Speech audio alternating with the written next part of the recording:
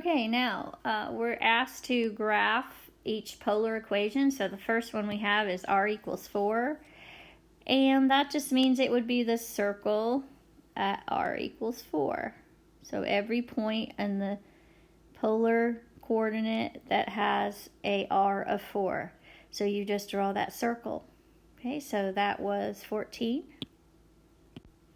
Okay, for number 15, we have theta is pi over 4.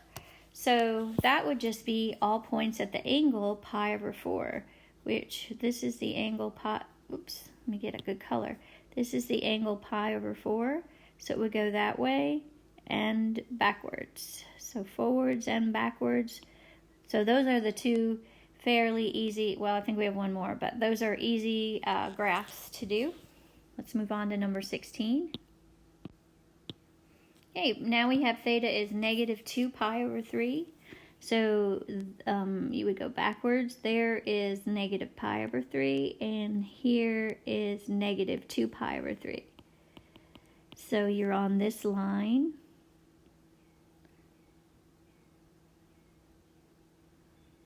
So make sure you can't just say, oh, because it's negative, it's 2 pi over 3. It's not that line at all. So you have to actually do the clockwise direction to get the correct line. All right, so those are the easy ones. Now let's go over to number 17, a little bit harder. Okay, when you get one of these where you have to plot points, you just put theta and r, and you go through the points till they start repeating each other. So the first one, we would go 0, and the sign of 0 is 0. And by the way, this is a sign. So remember from your notes, do you remember what the sign was symmetric about? Symmetric about the y-axis. And we'll learn that later, but it's nice to know so you can tell. And the cosine would be against the x-axis. So you get to see how these work. So let's just do pi over 6. So sine of pi over 6 is 1/2. And we'll do sine of pi over 3, which is the square root of 3 over 2. And the square root of 3 divided by 2 is about 0.87. Okay, and then let's do pi over 2 where it's 1. And then 2 pi over 3.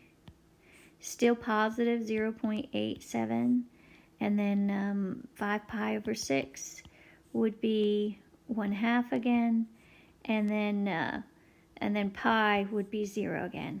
So, and then it repeats. So let's put those points on the graph. So we have a point at 0, 0, and at a half, at pi over 6, it's 1/2. So that would be right here. And then at pi over 3, it's 0.87, so do our best. At pi over 2, it's 1, then down to 0.87, and then down to 1/2. And you can see sine is like that. Okay, so it's very symmetric, so if I didn't make it look symmetric, you can do a better job. That was our sine theta. Let's move on. Okay, for number 18, I've started it. We put 0 theta, and negative 2 cosine theta is r. So if we put 0 in, the cosine of 0 is 1. So negative 2 times 1 is negative 2. So start right out with, at 0, we're at negative 2. So we're over here. So this is 0, but we have to go backwards to negative 2. So we have a point right here. Okay.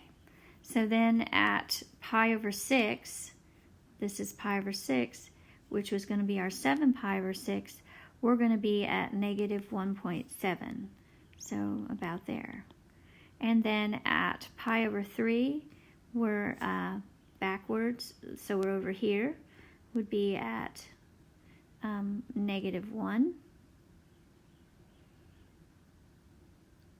Oh, I think I did the other point a little bit wrong because I wasn't looking at the half, so sorry. Let's do second point from pi over 6. So pi over 6, sorry, is negative 1.7. So this is 1.5. So it would be about there. I guess that's still right. And then this would be 1. And then we come back to 0. So I'm like that.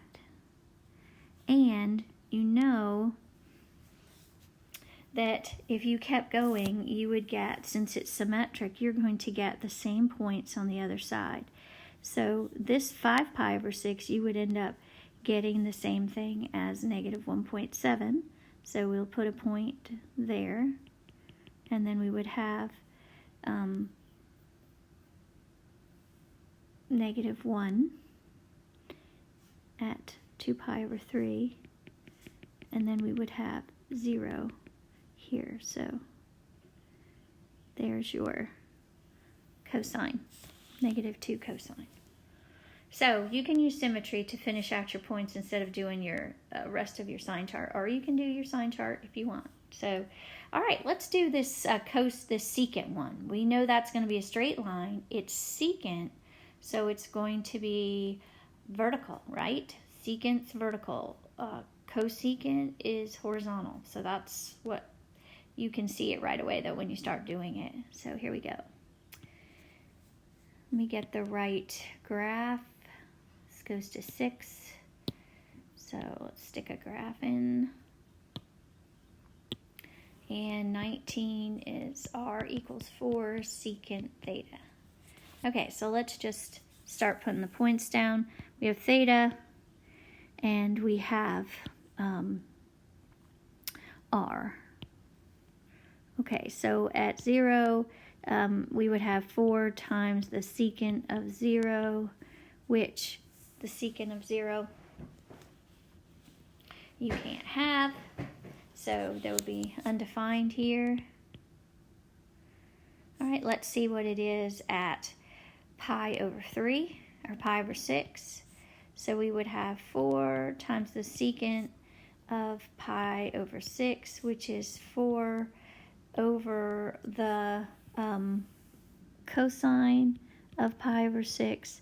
So it's 4 over the square root of 3 over 2, which would be 8 over the square root of 3. And let's see what that comes out to be. 8 divided by square root of 3 is about 4.6. So at pi over 6, I'm about, well, this is pi over 6, and I'm here 4, and this would be 5, so it would be about there. Oops, about there. So I'm probably going to have a line down here like that. But we can tell when we do, let's do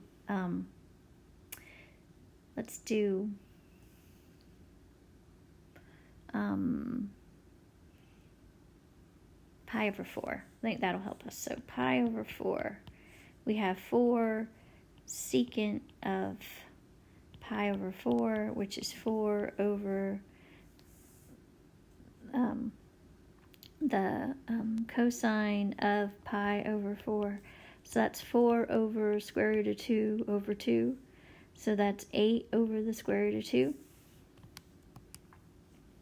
Is that right?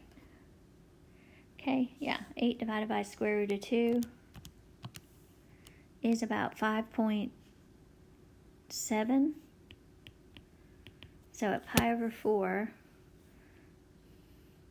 which is out here, we're at 5.7. So we had a point here and here. Okay, let's see what it is at, oh, this is wrong right here because I wasn't even thinking. If I have secant, I can have 1. So let's do this. I just kind of skipped that and said it was undefined, but it's not, because if I put 0 in, I have 1 over 4 over the cosine of 0, which, hello, is 1. So it's just 4. So that gave you the best point. So sorry about that. You can just do your straight line now. right. So there was number 19, and that's your homework.